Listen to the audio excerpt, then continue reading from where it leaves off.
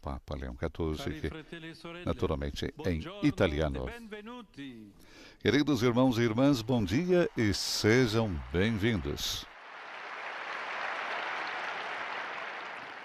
Proseguiamo le catechesi sui documenti del Concilio Vaticano II. Continuamos a nossa catequese sobre os documentos do Concílio Vaticano II, comentando a Constituição dogmática sobre a Igreja Lumen Gentium.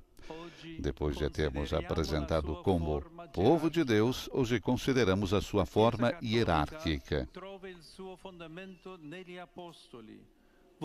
A Igreja Católica encontra o seu fundamento nos apóstolos, escolhidos por Cristo como pilares vivos do seu corpo místico, e possui uma dimensão hierárquica que opera ao serviço da unidade, da missão e da santificação de todos os seus membros.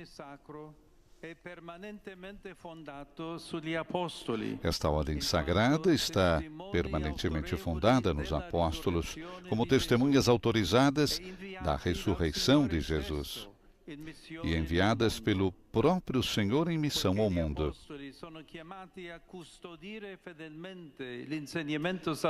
Uma vez que os apóstolos são chamados a guardar fielmente o ensinamento salvífico do Mestre, transmitem o seu ministério aos homens que, até o regresso de Cristo, continuam a santificar, a guiar e a instruir a Igreja, graças àqueles que lhes sucedem no ofício pastoral.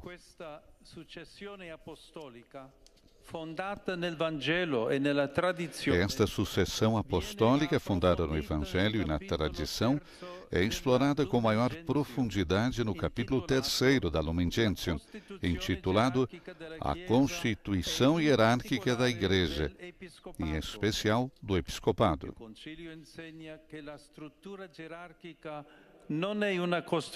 O Conselho ensina que a estrutura hierárquica não é uma construção humana funcional à organização interna da Igreja como corpo social, mas uma instituição divina destinada a perpetuar a missão dada por Cristo aos apóstolos até ao fim dos tempos.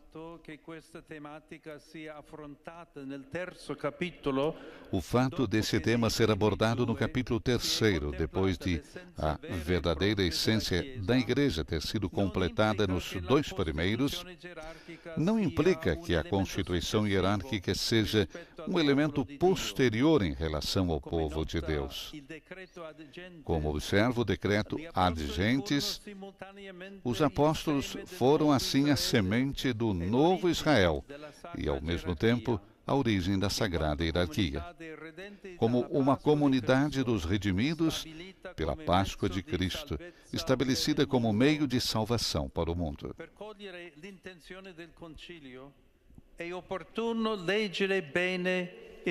Para compreender a intenção do concílio, é útil ler atentamente o título do capítulo 3 da Lumen Gentium, que explica a estrutura fundamental da Igreja recebida de Deus, Pai, através do Filho e aperfeiçoada pela efusão do Espírito Santo.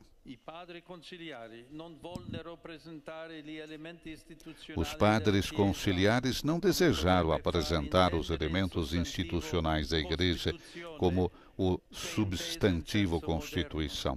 Poderia sugerir, se entendido no sentido moderno.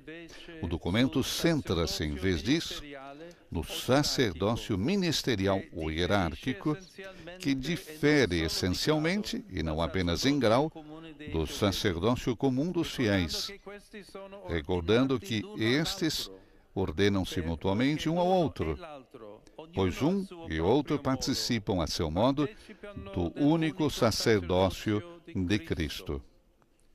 O concílio trata então do ministério que é transmitido aos homens investidos de sacra potestas para o serviço na Igreja. Centra-se em particular no episcopado, depois no presbiterado e no diaconado, como graus do único sacramento da ordem.